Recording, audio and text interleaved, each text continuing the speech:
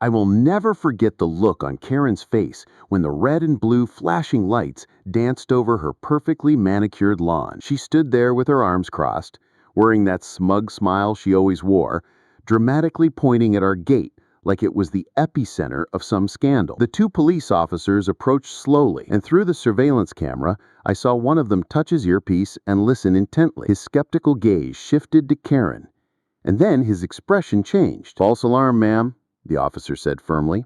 "Our dispatch confirmed there is no emergency at this address." Karen's jaw dropped in disbelief. "That's impossible! I heard screams. Something suspicious is going on in there," she insisted, her voice rising into that familiar shrill tone I'd come to dread. What Karen didn't know, what she could never have known, was that the 911 dispatcher who had taken her call was my wife, Elaine. Elaine immediately recognized Karen's voice. My wife and I had moved into our dream home only 3 months earlier. It was a beautiful property on the outskirts of Oakwood Estates, technically outside the Homeowners Association boundaries, but close enough to share the same street entrance. The previous owners made it clear our lot was private and not subject to HOA rules. We even had the paperwork to prove it. But Karen Wilkins, self-appointed president of the HOA, made it her mission to make our lives miserable. It started harmlessly enough. Just a week after moving in, there was a knock at the door. Karen was standing there, clipboard in hand, smiling sweetly while already scrutinizing our property for violations. "Welcome to the neighborhood," she said sweetly, then immediately began her inspection. "Your mailbox does not meet our community standards. It must be replaced within 7 days." I politely smiled and explained that our property was not part of the HOA. I even offered to show her the documents, but she waved me off dismissively. "That's a common misconception," she said with a condescending laugh. "All homes within this view corridor are subject to our aesthetic guidelines." She handed me a thick binder filled with over 100 pages of absurdly specific rules. Everything from acceptable shades of exterior paint to the maximum height of garden gnomes. The following week, she returned, complaining about our landscaping. The week after that, it was the porch lights. Each time, I calmly reiterated that we weren't part of the HOA. But Karen only grew more agitated. My wife suggested ignoring her, which worked for maybe 2 days before Karen started leaving violation notices on her mailbox. Then things escalated quickly. Karen began taking photos of our home from the street and would sometimes spend 10 to 15 minutes documenting alleged infractions. Once she even blocked our driveway with her golf cart, the unofficial vehicle of neighborhood tyrants everywhere, while measuring our hedge height with a tape measure. She lectured me for 20 minutes about community responsibility when I asked her to move. The last straw came when we received a certified letter demanding $750 in HOA fines. That's when I decided enough was enough. I installed a security gate at the end of our driveway. It wasn't particularly grand, just a simple iron gate with a keypad and an intercom, but it sent a clear message. Our property was private. Karen was furious. She left voicemails demanding the gate code for emergency access, cited bogus inspection rights, and threatened legal action. I saved every message, note, and document outlining her increasingly erratic behavior. Given the situation, my wife, a 911 dispatcher, suggested seeking a restraining order. Then came the morning that changed everything. I was working from home when our doorbell kept ringing incessantly. On the surveillance camera, I saw Karen standing there, repeatedly pressing the button, her face set with determination. Reluctantly, I answered the intercom. "You must open the gate immediately. I have a complaint about your property and must conduct an inspection." "Karen," I said as calmly as possible, "we are not in the HOA. You do not have permission to inspect our property. Please stop." Her face twisted with rage. "Don't you dare tell me my authority," she hissed. "I've been president of this association for 7 years. Open the gate now, or there will be consequences." I sighed. "Karen, I'm working.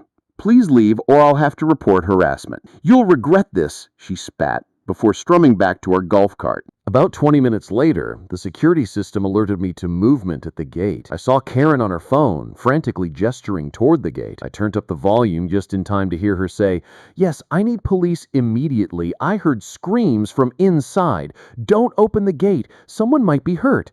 The address is 4287 Oakwood Drive. My blood ran cold. She'd called 911 with a false report. I immediately tried calling Elaine, but she didn't answer.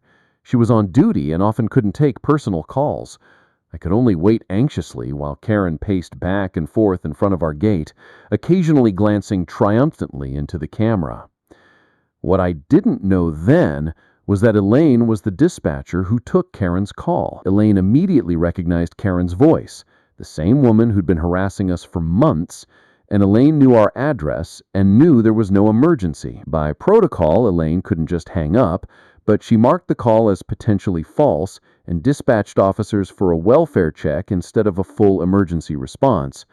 She also noted that the caller was a known harasser of our family over HOA issues. Within 10 minutes, a patrol car pulled up to our gate. Karen rushed up to the officers, theatrically pointing at our house. I went outside to meet them, entered the gate code to get out, then closed the gate behind me. "Officers, I'm the homeowner," I said, showing my ID. "There is no emergency here. This woman has been harassing us for months because we don't comply with the HOA rules, which do not apply to our property." One officer nodded, then touched his earpiece again. His expression changed as he listened to something on the other end. "Sir, is your wife Elaine Miller?" he asked. I nodded, confused. "She is on duty and provided information about this situation," he explained. Then he turned to Karen, whose smug expression was now wavering.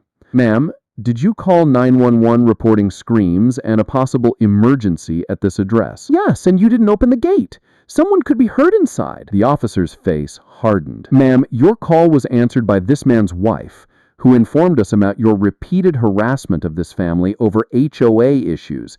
Even though this property is outside your jurisdiction, there is no emergency." Karen's face went pale. "That's not true. I heard something. She's obviously covering for him." The second officer stepped forward. "Ma'am, 911 calls are recorded. Your statements have been logged. You claimed you heard screams, but the dispatch center has noted similar complaints against other residents." A small crowd of neighbors had gathered and watched the drama unfold. Karen's eyes darted nervously between them and the officers. For once, she was speechless. "Karen Wilkins," the lead officer said formally, "you are under arrest for making a false report and abusing emergency services. These are serious charges." As they read her texts and evidence, Karen's face shifted from disbelief to outrage, then fear. "This is ridiculous. I'm the HOA president. I'm protecting the neighborhood, not getting arrested." But they had the authority, and they did it. As they gently escorted her to the patrol car, she shot me a venomous look. "This isn't over," she hissed. "Actually, Karen," I replied calmly, "I believe it is." The neighbors watched in stunned silence as Karen was placed in the back of the squad car. An older gentleman approached me slowly and whispered, "We've wanted to say something about her behavior for years. No one dared stand up to her." After giving my statement to the officers, I went inside and finally caught Elaine during her break. She confirmed what I suspected. She had immediately recognized Karen's voice and knew it was a false alarm. "I couldn't believe she would go this far," Elaine said, "but I made sure everything was properly documented. Her false claims are fully recorded." Karen's legal troubles became severe. 3 weeks later, she was found guilty of false reporting and misuse of emergency services. The judge showed no mercy when presented with months of documentation proving her harassment. She was fined $5,000, sentenced to 1-year probation, and ordered to perform 200 hours of community service. The final blow? A restraining order preventing her from coming within 100 meters of our property for 3 years. Since that day, Oakwood Estates finally tasted real peace, and we, my wife and I, breathed freely.